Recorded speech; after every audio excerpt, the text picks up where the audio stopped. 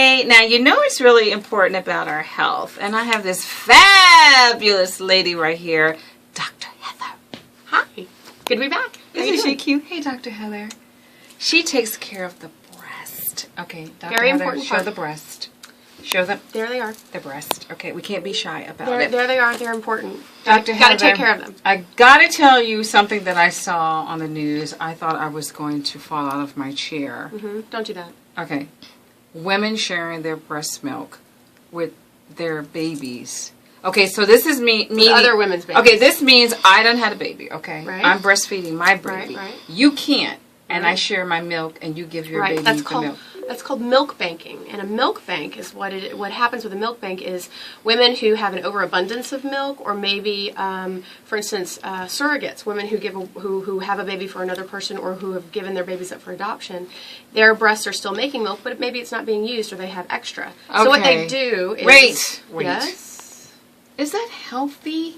Yes, it can be very healthy. Breast milk is very healthy for a baby. Remember, we've eons coming through history where we didn't have formula, and the only way to feed a baby was with breast milk. So if the baby's mother died... How do I know what you're eating? How do I know what you're drinking? How do I know what you're smoking? That's a really good question. They do test the milk for diseases like HIV, and they do screen the candidates who input into the milk for the most part.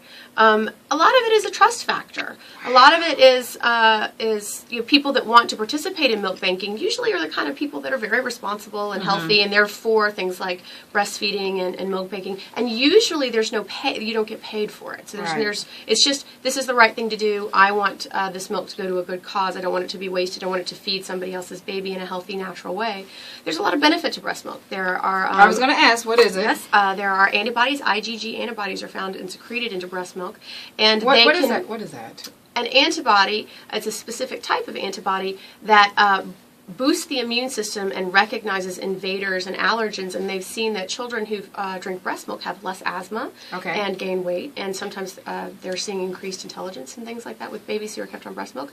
Now that does not mean, I personally was bottle fed, thanks Mom, does not mean that you will be unhealthy or stupid or anything like that if you are not fed breast milk. So people that can't breastfeed shouldn't beat themselves up for not breastfeeding or not having breast milk for their baby. But think about it, for all throughout history, if a mother died in childbirth and her baby was there, how are they going to feed the baby? They would frequently get the milk out of the refrigerator and feed the baby. That's how it went, okay. Well, way back when, before the whole refrigerator, before God gave us the refrigerator, a wet nurse there would be a person called a wet nurse who would feed someone else's baby, and frequently people would have nannies who were wet nurses who would feed the babies, and it was for a long time thought to be crass and crude to breastfeed. So now, how long should I breastfeed? Because you've heard some stories of some mom breastfeeding 3 and 4. You shouldn't breastfeed. I'm not, because my son is too old. Y'all would be like, what the heck is going on? Exactly. We're on the same page with that. Dr. Heather. There's no hard and fast rule for amount of time that you have to breastfeed. 3 years old? Well, some people feel like it's a really good and healthy thing to do for a really long time. Most people say that you get a lot of benefit by breastfeeding for a year, and that's kind of a benchmark for a lot of people.